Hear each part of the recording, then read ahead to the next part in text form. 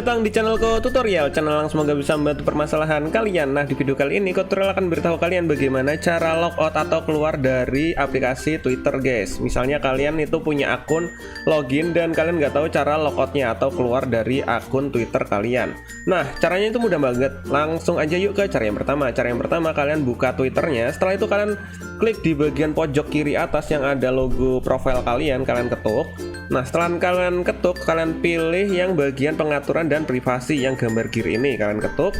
Jika sudah, kalian pilih di bagian akun Anda, ini kalian pilih. Nah, jika sudah, kalian pilih di bagian informasi akun.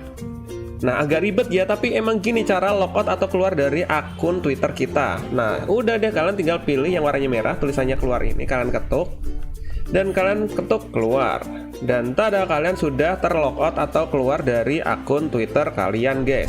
Dan mungkin sampai segini aja videonya kok tutorial. Jika kalian ada pertanyaan atau mungkin ingin request tentang video tutorial lainnya, kalian bisa komentar bagian bawah video ini. See you di next video. Bye bye.